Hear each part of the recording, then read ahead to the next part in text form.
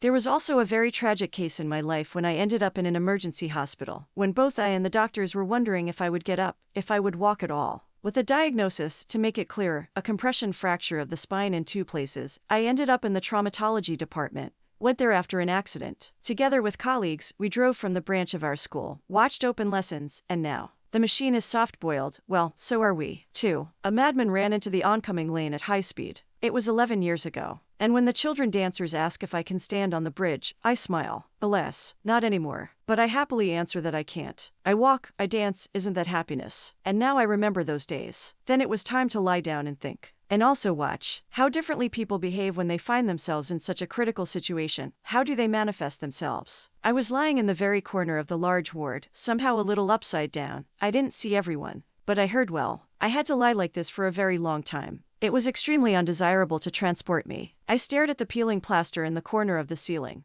Later, the children drew a newspaper for me. I definitely photographed her later. But I dug everything up now, but I didn't find a photo. So sorry. On it was written in large, "Get well," and our dancing pictures were pasted. The doctor looked sternly. It's not allowed. But then he waved his hand. What? A very young girl lay next to me for the first few days. The motorcycle her boyfriend was riding overturned. The guy escaped with a concussion, and she. There were several operations and more to come. Mom and grandmother somehow quietly and sadly took her home. In her place was a talkative elderly neighbor with a serious broken leg. They hung a weight on her leg to draw. There were a lot of non-walkers here. But relatives came freely, and students also came to me. The neighbor was so nice that we immediately became friends. So she easily talked about her difficult life. She was so positive about what happened to her now, in the ice. With humor and kindness, she experienced the procedures and care of the nurses, and I diligently turned away. We had nowhere to go from each other. She invariably felt sorry for the doctors, and encouraged the nurses. There was another elderly lady in the room. Sometimes I wanted to climb the wall from her moans. A disease is a disease. How can you suffer? It's a pity, but...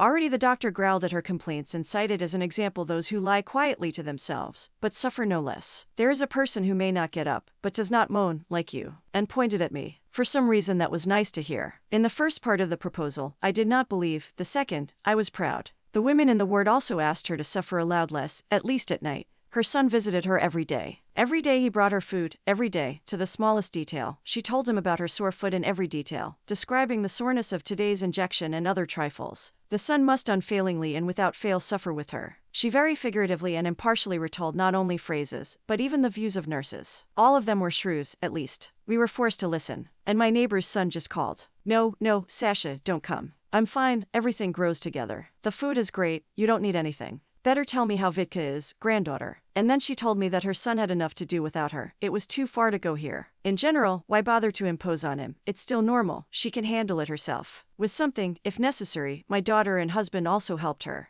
The hospital ward is a special world. Here you can see a person from all sides. And there is plenty of time to talk about yourself and listen to others. So, at the next evening general conversation, when my good neighbor told about her wonderful son, suddenly that one, always moaning, began to run into. She has a good son. If he were good, he would visit his mother. Where is he, your good one? And so on in the same spirit, as she loved with all the details and arguments, evil and unpleasant. On the go, inventing what kind of liars and storytellers are all around. My neighbor tried to argue, and so did we. For the first time since I've been here, I unintelligently asked her to shut up. After this conversation, my neighbor somehow became isolated. I understand, I'm upset. The son offered to come, I heard, but she herself did not want to load him. And the next day, when my good neighbor was taken away for an x-ray, the phone rang on her bedside table. I picked up the phone, explained to my son that my mother was undergoing procedures. And then, Sash, forgive me for interfering, but could you come to your mother? There is a need, it's just that she's very brave. In general, I don't remember exactly what I said then. I remember that I asked him to come.